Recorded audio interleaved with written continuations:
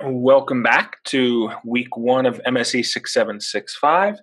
We're going to wrap this up with a bit on tensors. So we're going to use basically everything that we looked at in the first two parts.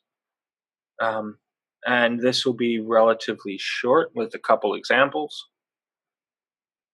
So what is a tensor, right? We talked about how a linear transformation is basically thinking of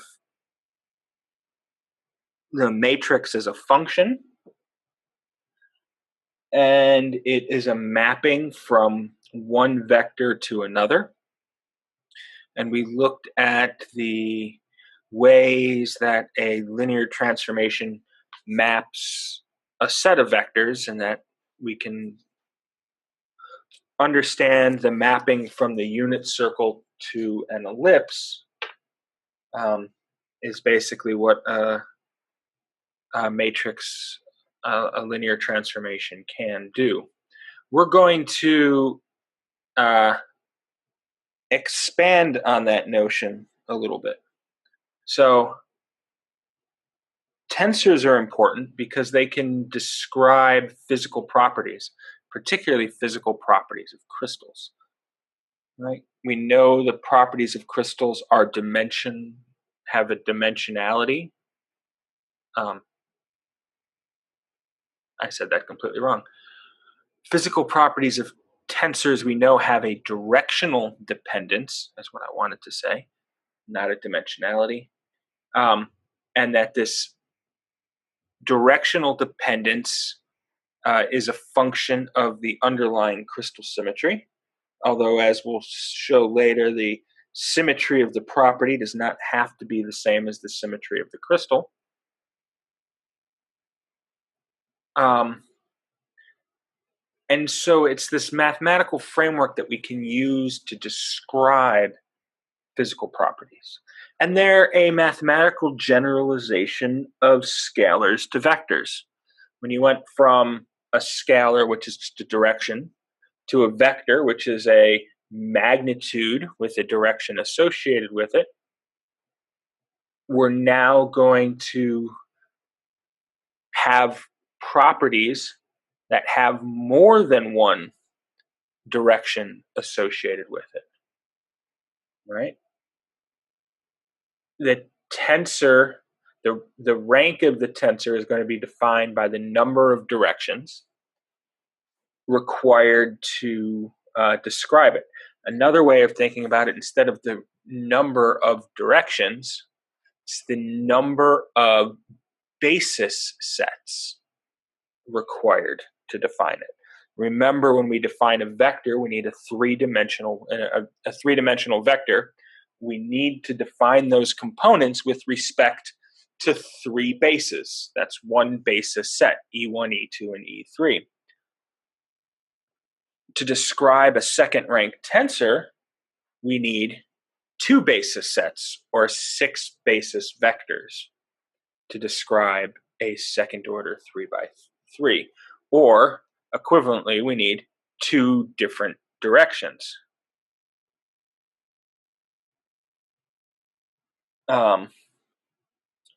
So we can follow this analogy. We can say that a scalar is a tensor of rank 0. We need 0 basis sets, or 0 directions, to define a scalar. A vector requires one basis set, or one direction, to completely define it.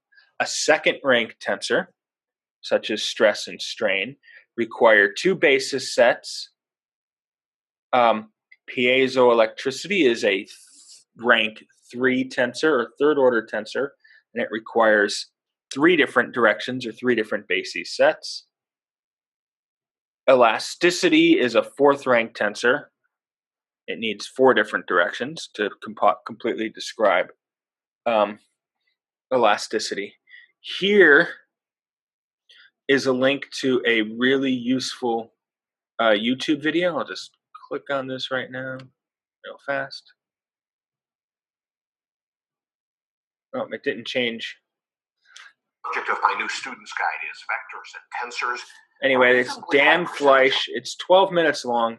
It's really a good, useful video. So if you've never worked with tensors before, you should. Now, as I go through this, I want to again stress I'm not being completely rigorous here.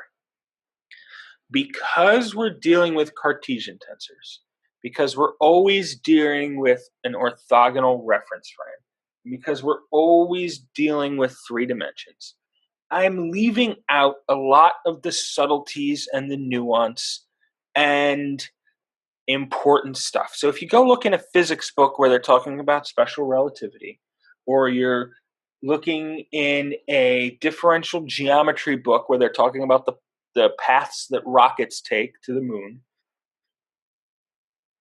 you'll see upper and lower indices and covariant and contravariant transformation rules and all of these things that turn out to be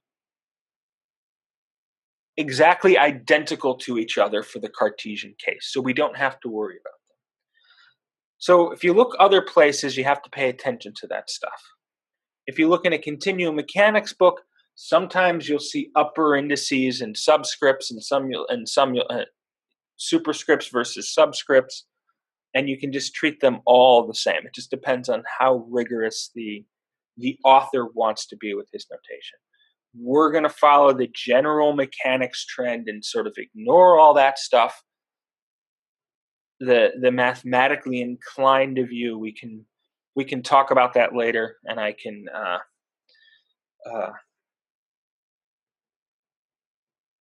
give you some good references. But it's kind of like an analogy. You know how in Miller indices for cubic crystals, the plane normal and the crystal direction have the same Miller indices. But in non-cubic crystals, that's not the case. It's the same sort of thing, right? So in cubics, we can say 1, 1, 1. It doesn't matter if we're talking about the plane, the vector orthogonal to the 1, 1, 1 crystallographic plane or the 1, 1, 1 crystallographic direction. They both happen to be the same. That's the same as covariant and contravariant indices with Cartesian vectors. So in general, tensors of higher rank can be thought of multilinear mappings between tensors of lower rank, right? So vectors are tensors of rank 1. So a tensor of rank 2 maps a vector to another vector, or another tensor of rank 2 to a scalar, or a scalar to a tensor of rank 2. For example, the stress tensor is a rank 2 tensor which maps the plane normal in a body to the force that is felt on it, right? The force that is acting orthogonal to that plane. So it's a mapping between a plane normal and a force vector. So we need a second rank tensor. Strain is a mapping between a displacement vector and a point, right? A position in the body and the displacement. It's not exactly rigorous. We'll talk a little bit about that because it's not completely the displacement that we want with strain. We need to take out some of that, but conceptually you can get that sort of mapping, right? Our elastic stiffness tensor, right, is a fourth rank tensor. It maps an elastic stress to an elastic strain, right? Both second rank tensors. The piezoelectric tensor maps a stress to the electric polarization. So it's a mapping between a second rank tensor and a first rank tensor, so it has to be a rank 3 tensor. Another rank 2 tensor is the thermal expansion tensor, which maps a temperature change, which is rank 0. There's no direction associated with temperature, to a strain, right? Strain is a rank 2 tensor, so we're going from a 0 to 2, so we need a rank 2 tensor. Okay, so here's just sort of a quick map of some tensor properties, right? So we have purely mechanical over here, stress and strain, right? So the electric field and the electric polarization, or the magnetic field and the magnetic polarization, right, are both vector fields. They're both vectors. So the relationship between them is the second rank susceptibility tensor. Temperature and entropy are both scalars. So the length between them is a rank 0 tensor. But the pyroelectric effect is a vector because it links polarization to temperature, right? The piezoelectric effects are rank 3 tensors, right? So just sort of a map of different some tensor properties, right? Okay. So now we sort of come to an important point. Tensors can be sometimes written as matrices, but matrices are not tensors, at least in the general sense. Tensors have to obey certain rules that we'll get to in the next couple slides that matrices don't. And so even though I can write some of these expressions that look like matrix expressions, that's not true for all matrix expressions. Don't necessarily have a tensor expression. Okay. So some important products. So the inner product or contraction. So this is the mapping. Aij is a second rank tensor. It's mapping vector x onto vector b, right? This is the same as the linear transformation that we saw before, right? So we can write this in the matrix form ax equals b, right? This is called single contraction because we're going from two indices, we're multiplying, and we now have one index, right? Our tensor is two indices, rank 2 tensor, times a rank 1 tensor, gives us a rank 1 tensor. So we're contracting our indices. We can do a double contraction, or the multiplication of a second rank tensor by a fourth rank tensor, to get another second rank tensor.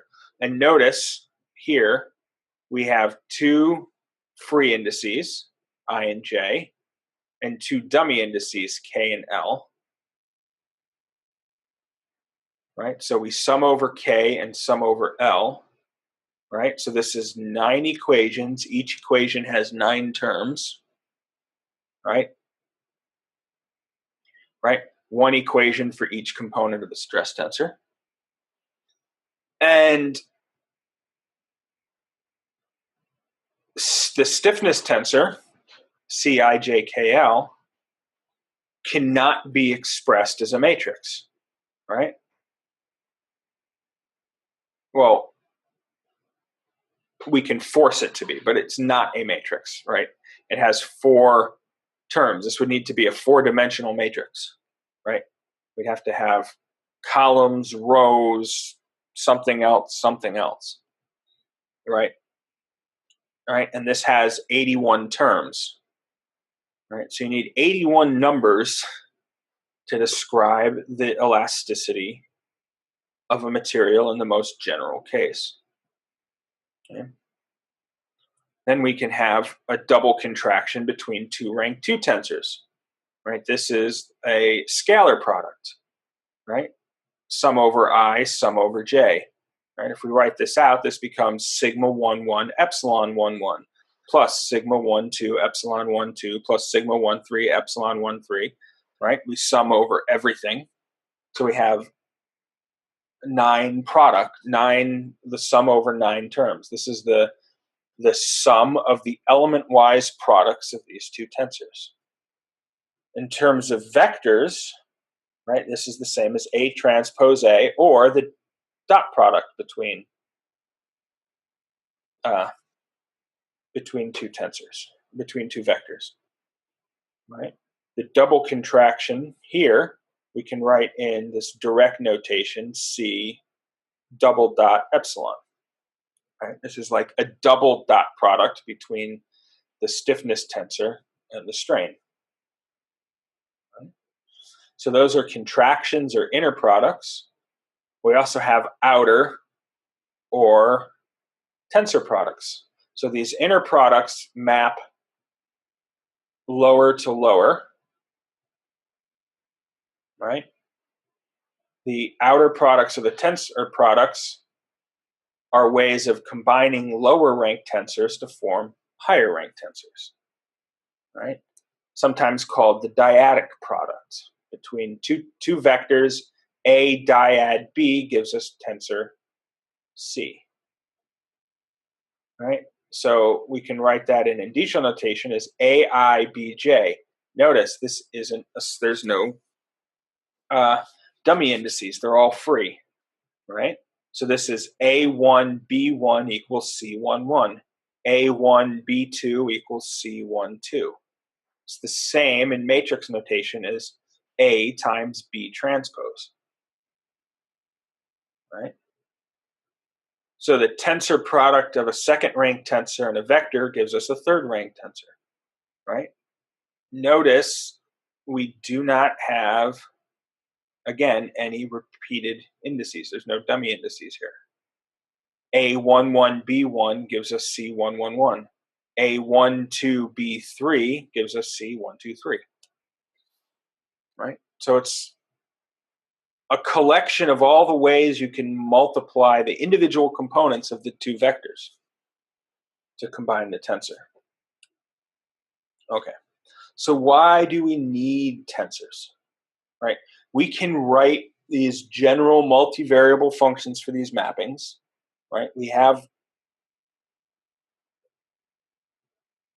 mathematics, right? We know how to write multivariable functions. Why do we need tensors? And the idea of importance for tensors is because they're independent of the coordinate frame, right?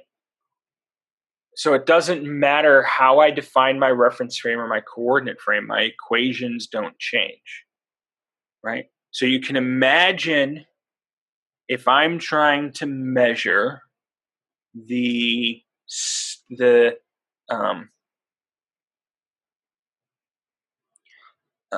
change in electric polarization due to an applied stress, so a piezoelectric effect. If I didn't have something that was independent of how I set up my axes, I'd have to completely rewrite my equations depending as to whether I called something X, Y, and Z, or I used a different laboratory scale, right? If my machine was at a 45-degree angle or something, right? So tensors exist independently of the coordinate frame that we use to define our world, right?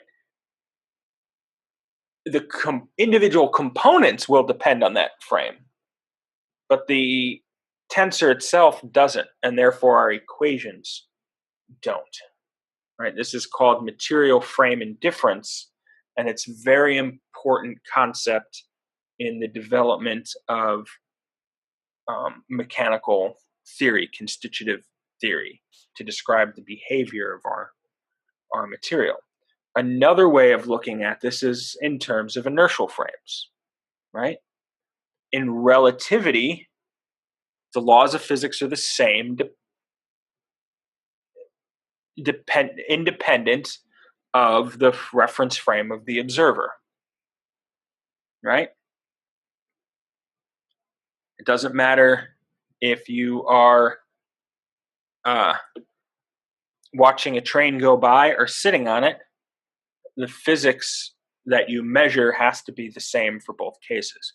It's the mechanical equivalent of that is what we're talking about, right? It doesn't matter what reference frame I look at my mechanical problem in, my equations have to be the same. My fundamental laws of continuum mechanics and my fundamental material behavior doesn't depend on the reference frame that I look at it in. Right? I feel like I'm beating a dead horse, but it's really sort of an important concept.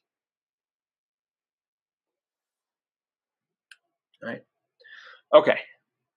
So this will probably make a little more sense when we go through an example, right?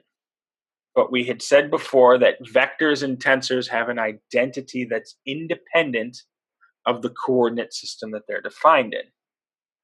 However, the numerical value of their components does depend on the coordinate system, right?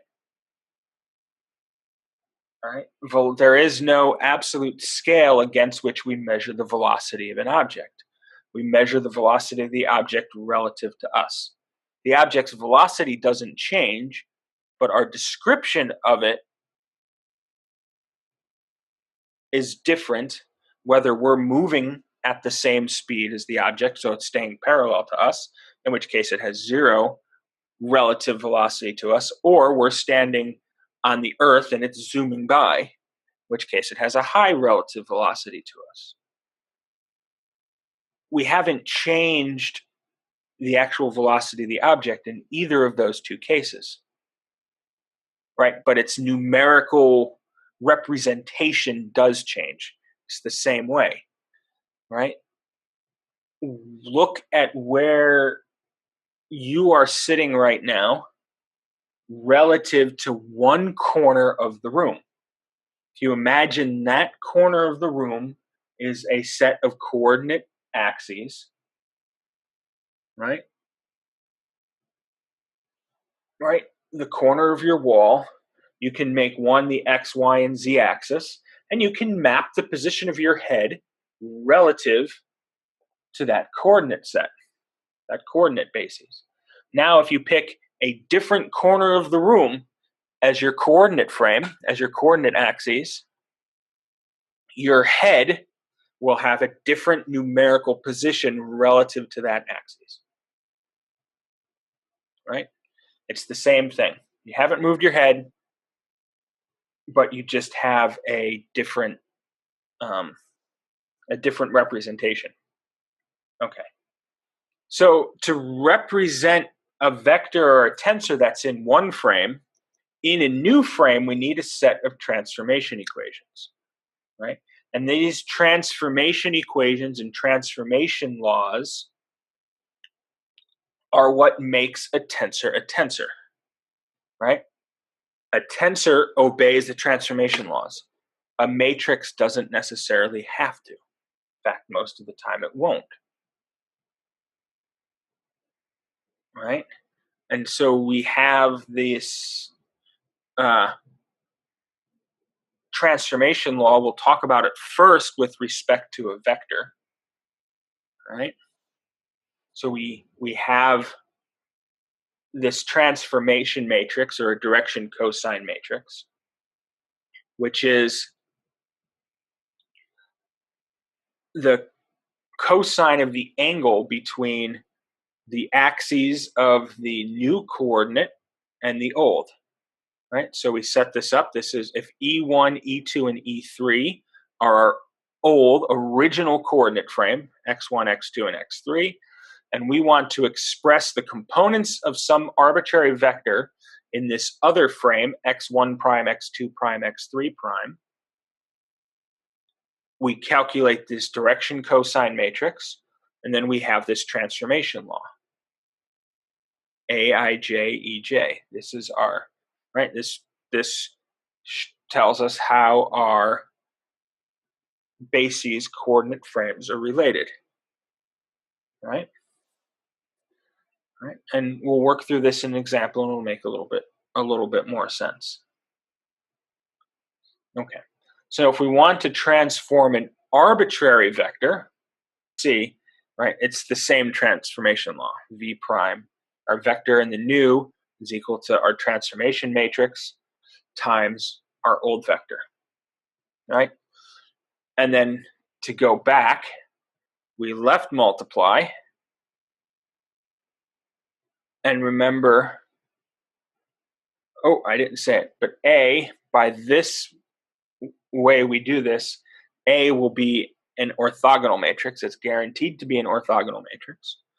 Given that it's an orthogonal matrix, A transpose has to equal A inverse. So the old,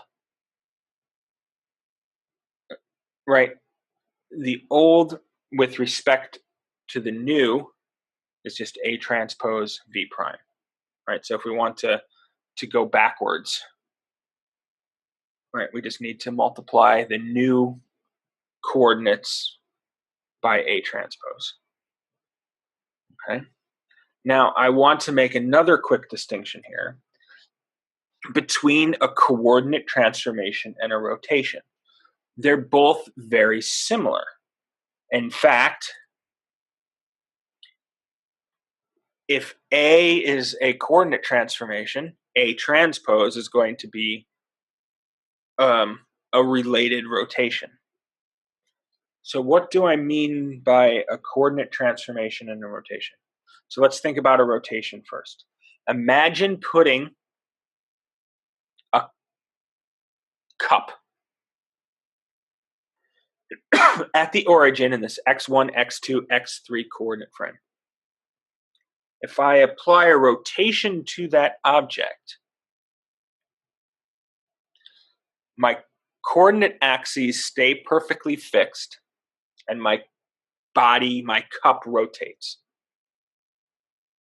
Right? And if I have a vector that points from the origin to the handle of that cup, after I do my rotation of my cup, the vector that points from the origin to the new position of the handle, V, right? If the vector in the original, before it was rotated, that pointed from the origin to the handle of the cup was V. After I rotated it, it would be, we'll call it V prime, right? I would have, my expression would be V prime equals A transpose V, right? That's the rotation. I physically moved my body, and that tells me how the vectors that pointed from the same feature are related before and after the rotation. Coordinate transformation is the opposite of that. Imagine I put my cup in the middle of this coordinate frame. Now, instead of rotating my cup, I'm going to rotate the entire universe around my cup. So my cup is the only stationary thing, right? And now my coordinate axes have moved from x1 prime, from x1 to x1 prime, from x2 to x2 prime, and x3 to x3 prime, right? And I want to know the vector. Now the vector that pointed from the origin to the handle of the cup hasn't moved, but everything else moved around it. So now I'm wanting to know, how do I express the components of this vector in this new coordinate frame, right? That's the fundamental difference between coordinate frame and a rotation. In a coordinate transformation, I am not moving my vector. I want to know how to express the components of my vector in a new frame. In a rotation, I'm keeping my frame the same, and I'm actually rotating my vector rotating it, and it's becoming a new vector. And I want to know what are the components of the new vector in my old coordinate frame. They're related by a those operations are related by a transpose to each other. Coordinate transformation matrix A is A transpose is that rotation. All right, and so we have to be careful and make sure we're using the right thing and thinking about things the right way. For this class, we're almost always going to be talking about coordinate transformations. Okay? So, a couple examples, right? We'll do those right now. Okay, so example 1, what we want to do is we're going to define a new coordinate frame, x prime, by rotating the coordinate frame x about the x3 axis by some angle theta. So let's sketch that real fast. So we'll call this is x1, this is x2, x3 is coming out of the paper, and we've got some angle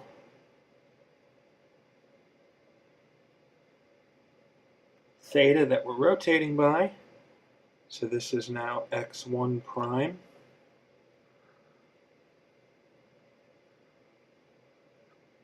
x2 prime, and x3 is equal to x3 prime. Now remember, our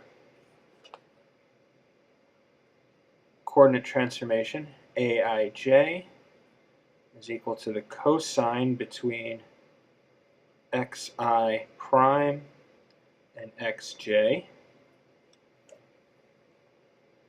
Right? So the angle between A11 is equal to the cosine of the angle between x1 and x1 prime, or x1 prime and x1. All right, and that's just theta. So here we have A, so that's just going to be cosine of theta, A11.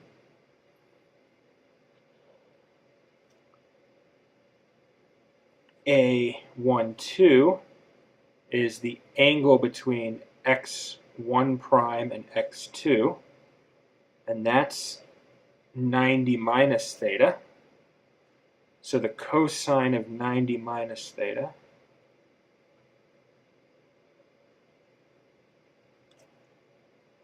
the angle between x1 prime and x3 is 90 degrees. They're orthogonal.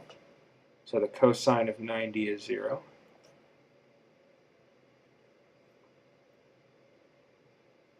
The cosine of x2 prime and x1 is the cosine of 90 plus theta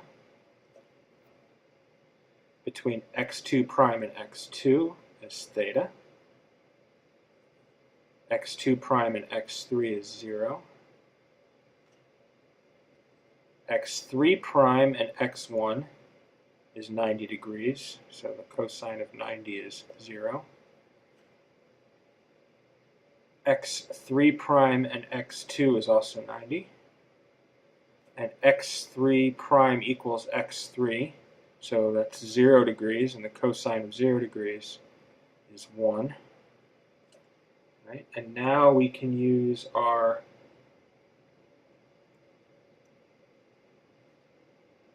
trig identities.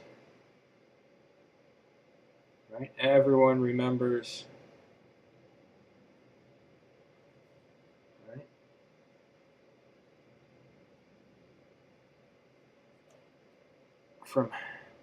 think back to your trig.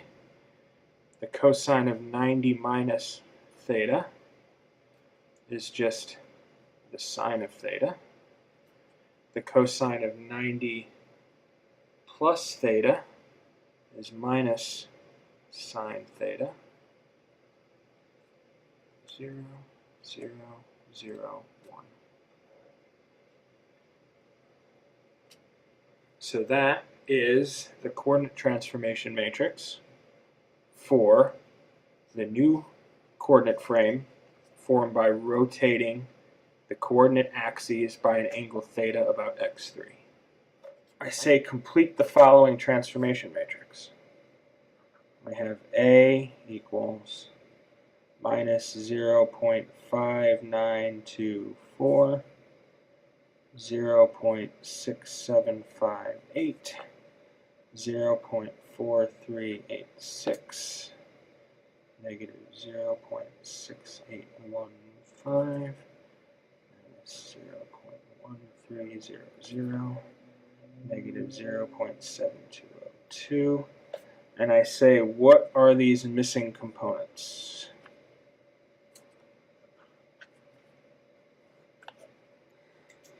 Okay, so I said, so how did I generate this problem? Right, I picked a random rotation, I picked a random angle and a random vector and defined the rotation about that angle, about that vector, and calculated what the rotation matrix should be, and then I left off the last row.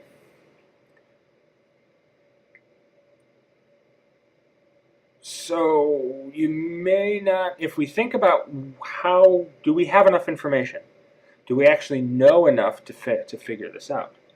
Well, how many numbers, how many independent components do we actually need to define a rotation? Well, it turns out for 3 dimensions it's 3, right? So we have a rotation angle, that's one parameter, one independent parameter, and then a axis that we rotate about. Well, that axis is 3 numbers, right? The x, y, and z components of that vector, but it's a unit vector. So we know that the length of that vector has to be 1. So that reduces the number of independent components of that vector to 2. So that means we have 3 independent components that we need to define a rotation in 3D. So here we have 6 of 9 components of this vector. So we do have enough information to uniquely specify it, to figure this out. But we need to figure out how do we get that.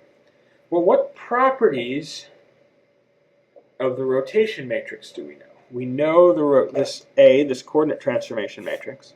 Notice I'm using the term rotation matrix and coordinate transformation matrix sort of interchangeably. That's a little sloppy, but any rotation matrix is a coordinate transformation and vice versa. So it's an orthogonal matrix. We know a couple things about orthogonal matrices. We know that A times A transpose equals identity. We know that A transpose A equals identity. We know that it's a proper rotation, so its determinant has to equal 1. Right? Well, you may not have known that. I didn't say that in lecture, but you probably would remember that from linear algebra. We know that the columns and rows are all orthogonal. Right? So we know if we take the dot product of this row and this row, they should be 0. And we know that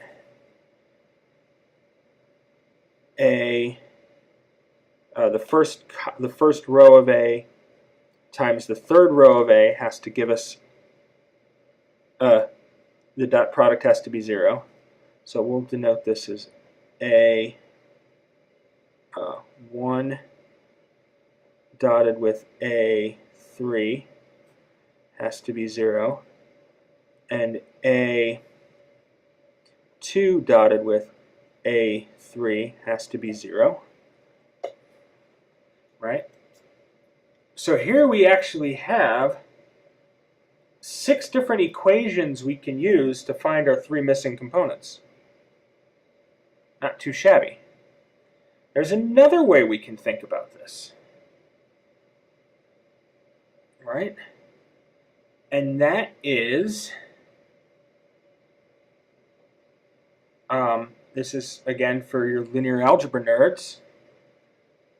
If I write, we'll call this A tilde, is just a matrix of the first 2 rows, 0.59, I'm going to shorten it 0.68, 0.44, minus 0.68, minus 0.13, minus 0.72.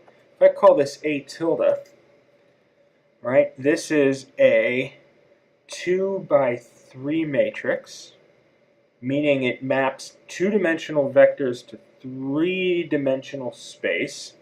So this is a mapping from R2 to R3. So that means the span of this matrix is not all of R3. It's going to be some plane in R3. In fact, there's some direction in R3 that we can't get to.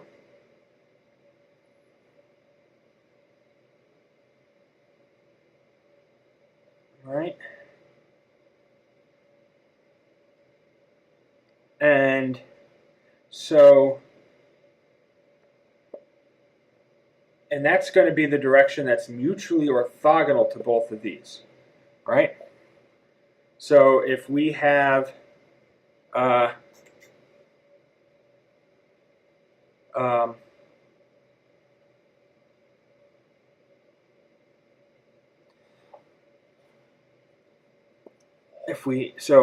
if you think about it, right, if these are 2 basis vectors, they're orthogonal to each other, right? Everything, all the vectors that we can make by combinations of these 2 have to lie in the plane, right? Nothing can come out.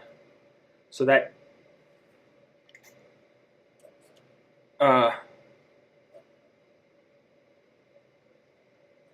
in linear algebra, we can look at what's called the null space of this matrix, which means that A transpose tilde times x, y, z equals 0, 0. Right? We have this equation as well, right? This is called the null space of this matrix A tilde, and it's saying what,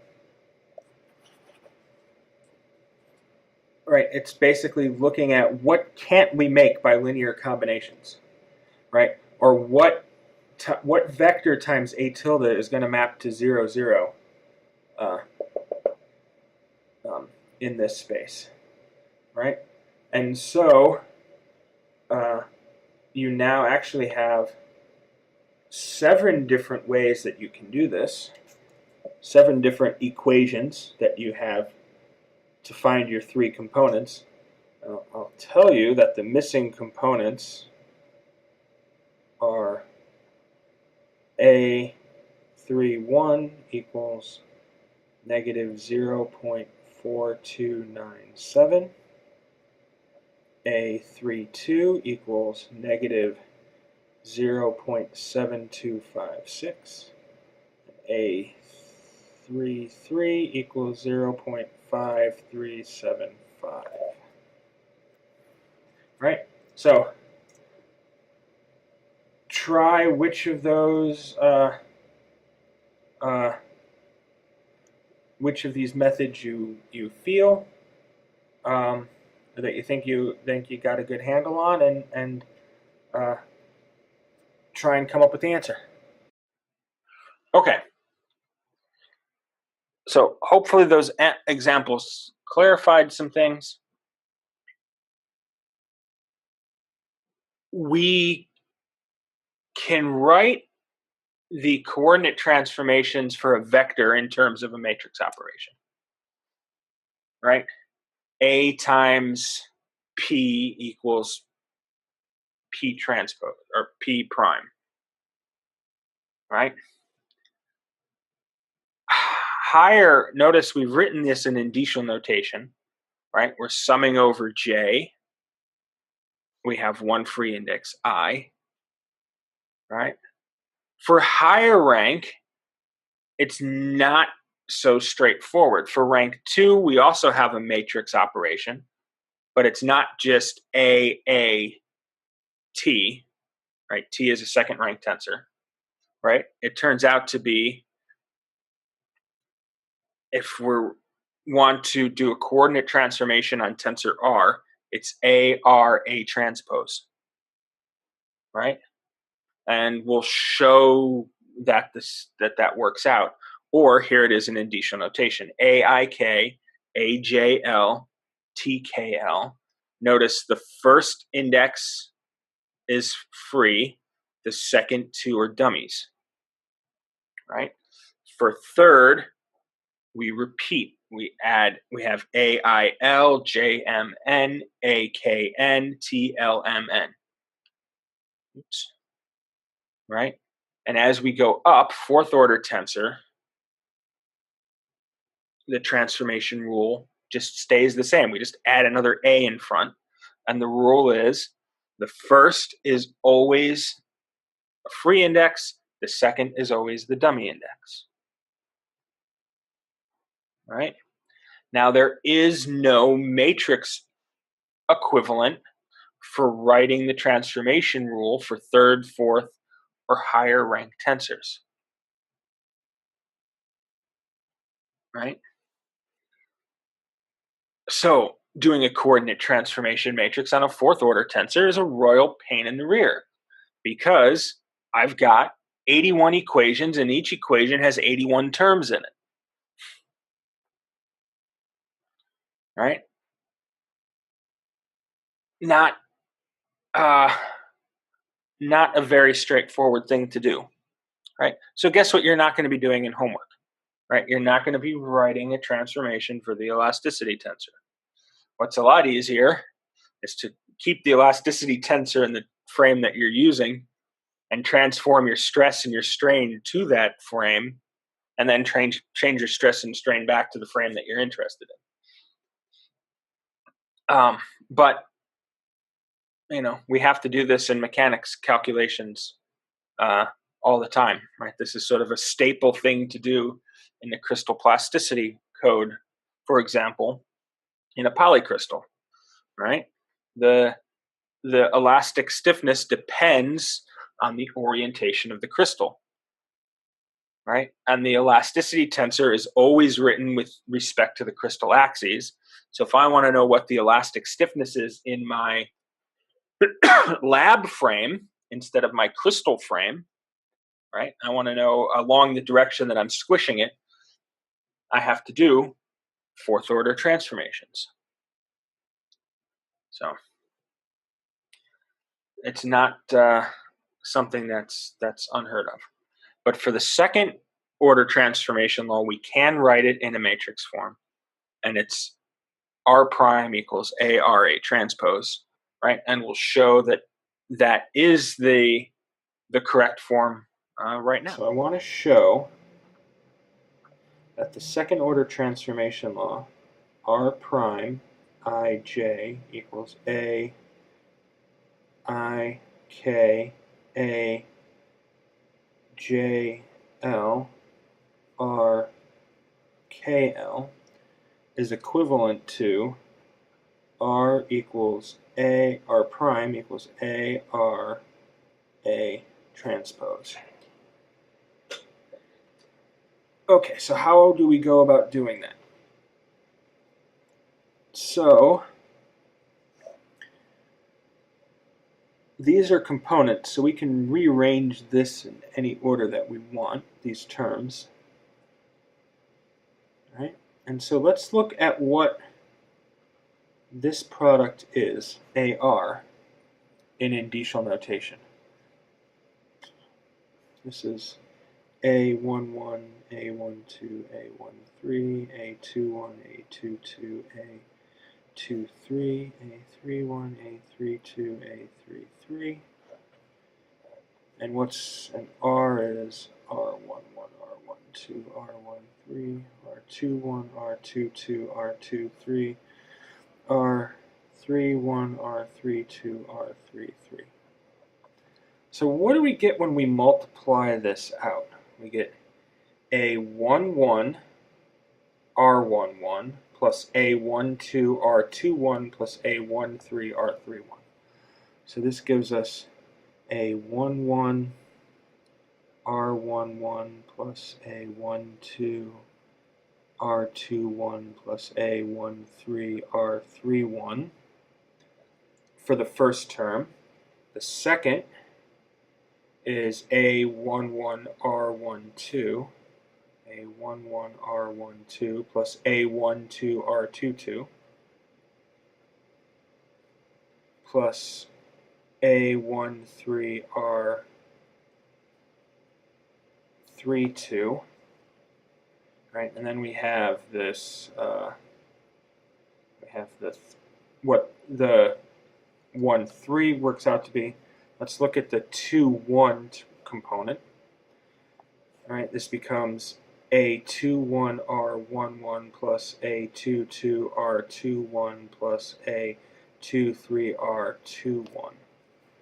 Notice a pattern here. We have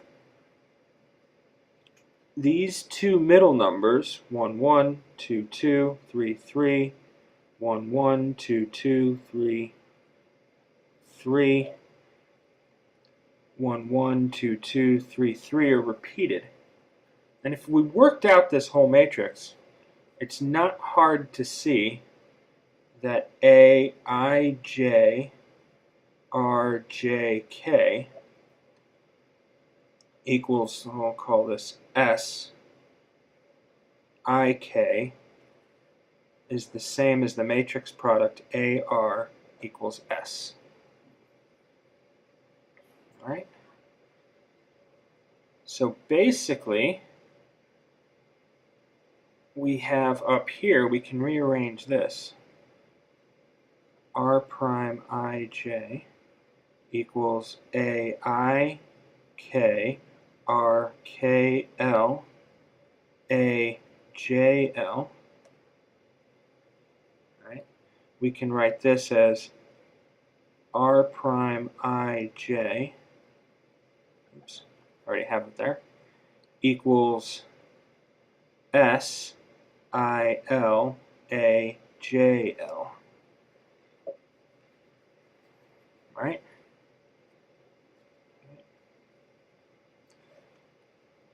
And now what is this? Here, instead of the repeated index being next to each other, right, here we had Aij Rjk. Here we have SIL AJL. And we know that AJL,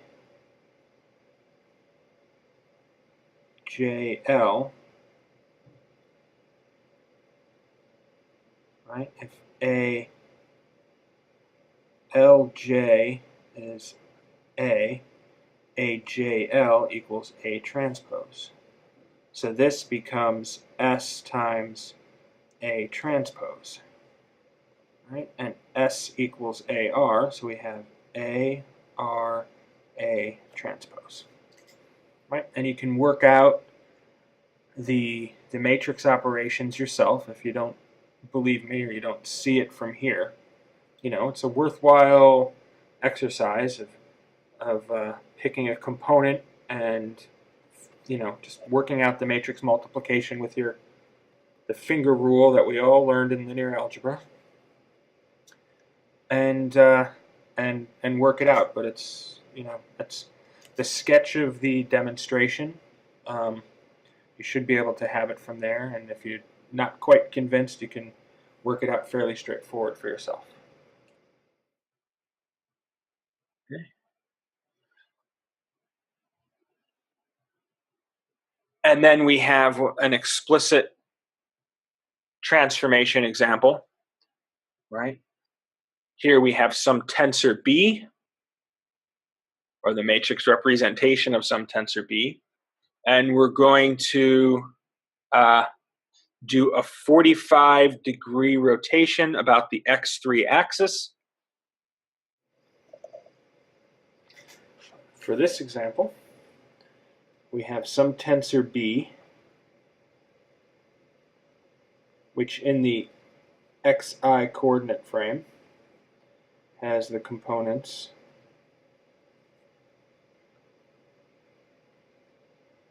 0, 1, 0, minus 1, 0, 2, 0, minus 1, 0.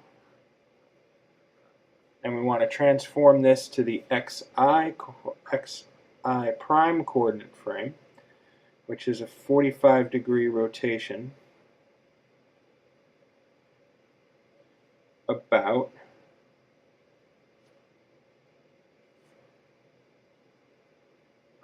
x3. Right? So that, and I say it's in the sense of a right-hand screw. Right? So that means a right-hand screw, we put our thumb in, we curl to the right, like as if we're screwing in a screw with right-hand threads. So if this is x1, x2, x3, we have x1 prime, x2 prime. This is 45 degrees. This is 45 degrees. All right?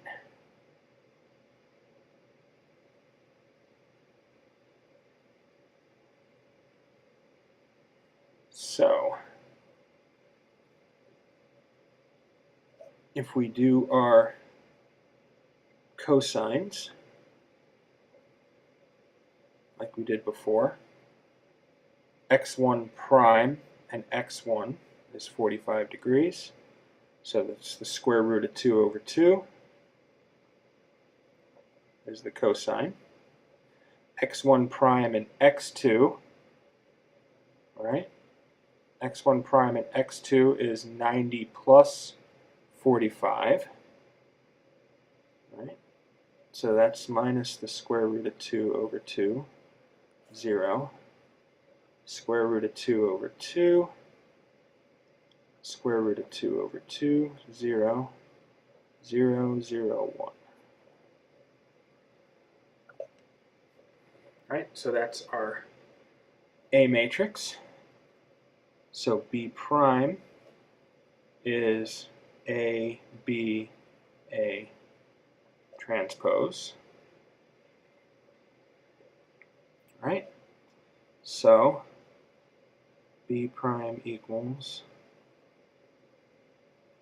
square root of 2 by 2 minus square root of 2 by 2, 0, square root of 2 by 2, square root of 2 by 2, 0, 0, 0, 1, 0, 1, 0, minus 1, 0, 2, 0, minus 1, 0, square root of 2 by 2, square root of 2 by 2, 0, minus square root of 2 by 2, square root of 2 by 2, 0, 0, 0. Right? So I forgot to work that product out, so I'm going to pause this and we will jump cut to the answer. Okay, we're back. All right. And that gives us B prime equals 0, 1, minus square root of 2, minus 1, 0, square root of 2, square root of 2 by 2, minus square root of 2 by 2, 0. So B and B prime are the same tensor, just expressed with respect to a different set of coordinate axes. Right? we're rotating the coordinate frame like that. We're not rotating the tensor like that. We're going to rotate the coordinate frame by 45 degrees, and we're going to find the components of B prime of the tensor B in this new frame called B prime. Okay. And why is that cut off? That's weird. So invariance of a tensor and the principal components of a tensor, we're going to discuss these along with stress and strain. I'll be in the next 2 lectures. Okay, in the home stretch, one very important concept is that there is a strong relationship between the symmetry of a crystal and the symmetry of its properties. All right, this is called Neumann's principle. Right, and this goes back to 1885, where Neumann said the symmetry elements of any crystal property must include the symmetry elements of the point group of the crystal. Notice he doesn't say that it has to be the symmetry elements of the point group of the crystal, but that it must include them. So that means the property can have a higher degree of symmetry than the crystal, but it can never be lower, right? So for example, right, thermal conductivity in a cubic metal is isotropic, right? That's something you learned in your either solid state physics or first year physical metallurgy course, right? Thermal expansion in a cubic metal is isotropic. It's not in a hexagonal metal, so that gives us all kinds of residual strains when we cool down.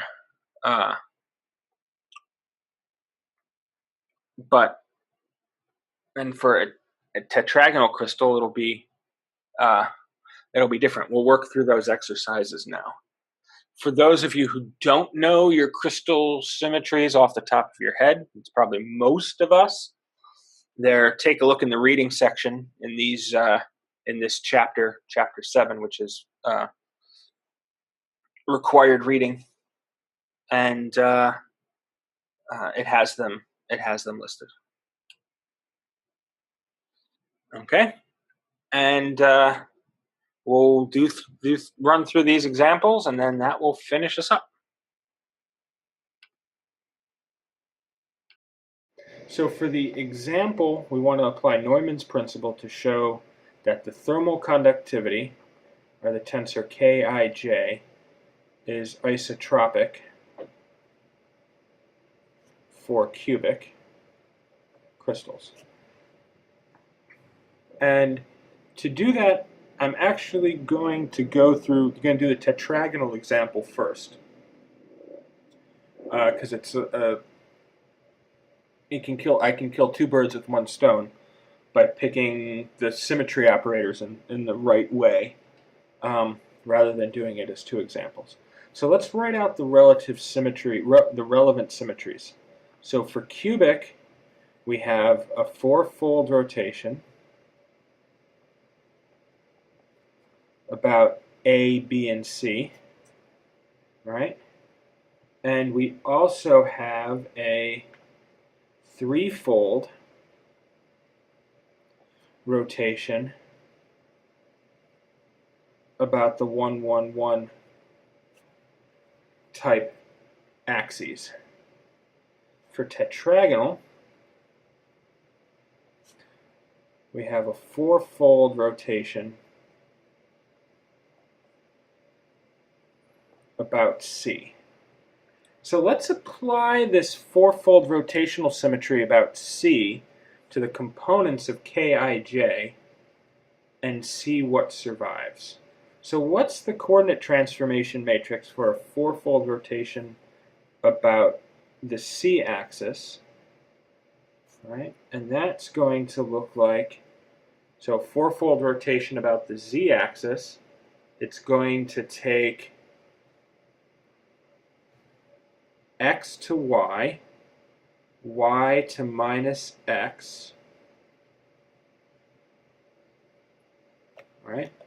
So if we're taking x to y, looks like this, y to minus x looks like this, and z stays put. So that's our coordinate transformation for a fourfold rotation about C, or a 90-degree rotation, anti-clockwise rotation about C. So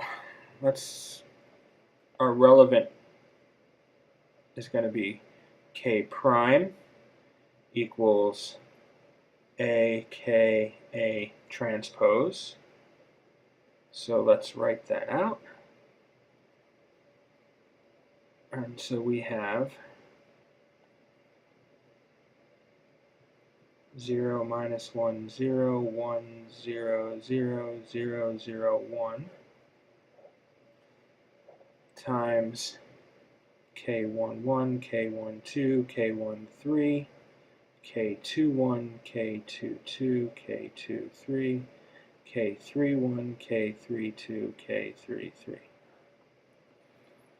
And then we have the transpose of that is 0, 1, 0, minus 1, 0, 0, 0, 0, 1.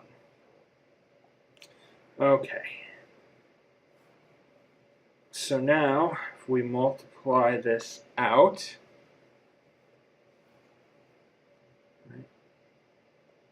this is going to be equal to, we'll do this multiplication here, and so we still have 0, minus 1, 0, 1, 0, 0, 0, 0, 1 times minus K12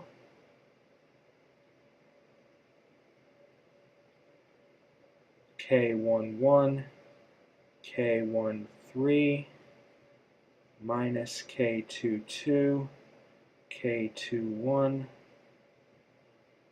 K23 minus K32 K31 K33, and let me just check to make sure I worked that right. Yes, I did. Okay, so now I multiply these two together, and that gives me this. K22 minus K21 minus K23 minus K12 K11 K13 minus K32 K31 and K33. Okay, now this rotation, this coordinate transformation, left our crystal unchanged, right? This is a crystallographic symmetry. So if we apply this crystallographic symmetry, our thermal conductivity shouldn't change at all because our original crystal is indistinguishable from our transformed. So that means that K prime has to equal K. Or K22 has to equal K1 because this is K prime. Right? K11 equals K2. 2, we knew that already. K33 equals K33, that doesn't help us any. Right? And then the interesting ones. K12 has to equal minus K21. And minus K12 has to equal K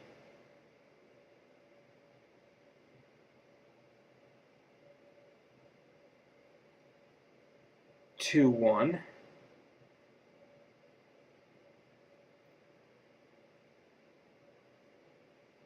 Right.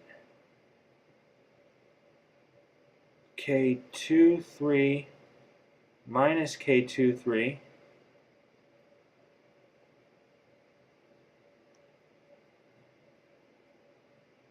has to equal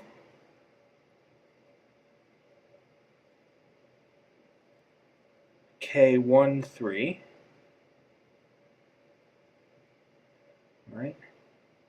K1, 3 has to equal K2, 3.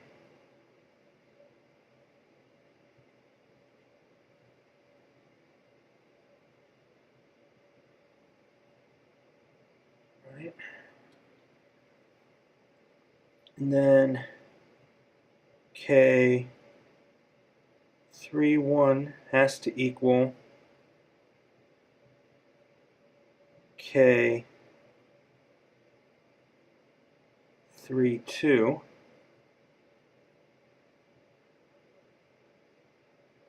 And minus K3, 2 has to equal K3, 1. Okay, so notice these are inconsistent. K3, 1 has to equal K3, 2, and minus K3, 2 has to equal K3, 1. So that means the only possible example for that is 0. Right? And if we look at all the inconsistencies, we see that for a tetragonal,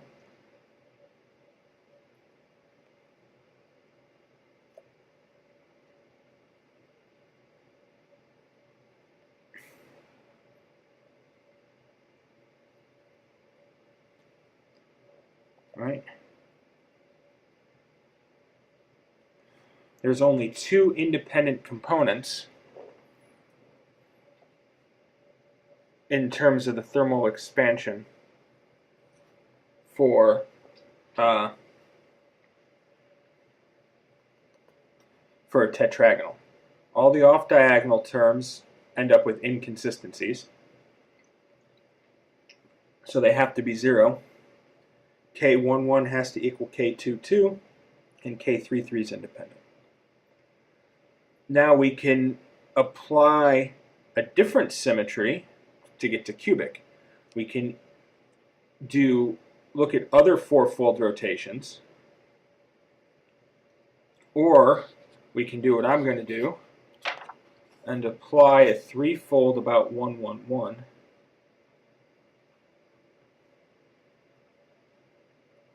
Right? Which are A matrix. It's so 60 degrees about 1, 1, 1, and you can look up on a chart of your cubic symmetries from the reading, or you can work out the geometry. It's pretty straightforward, but this is the coordinate transformation matrix. So if we have K prime has to equal K, has to equal K A K A transpose. Right? We have this equation 0, 0, 1, 1, 0, 0, 0, 1, 0, K1, 1, 0, 0, 0, K1, 1, 0, 0, 0, K3, 3, and then 0, 1, 0, 0, 0, 1, 1, 0, 0. And if we do this product out,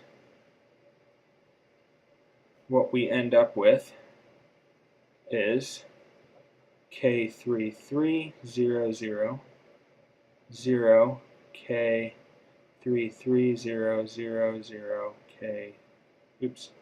K1, 1, K1, 1. So this tells us that K1, 1 has to equal K2, 2, has to equal K3, 3. So for a cubic, our thermal expansion coefficient is just K1, or tensor is 0, K1, 1, 0, 0, 0, K1, 1. So it's just diagonal, it's just the identity. So what does this tell us is that no matter what direction we put in, right, we're going to get, it's just going to be scaled, this matrix is just going to scale that vector by the amount K11. Right? So if we put in 1, 0, 0, right, we get out K11. If we put in 0, 0, 1, we get out K11. Right? If we put in 1 by the square root of 3, 1 by the square root of 3, 1 by the square root of 3, right, we get out K11 over the square root of 3, K11 over the square root of 3, K11 over the square root of 3. It just scales that vector by our thermal expansion, or thermal conductivity coefficient, K11. So for cubic, it's isotropic. For tetragonal, we have 2 independent components.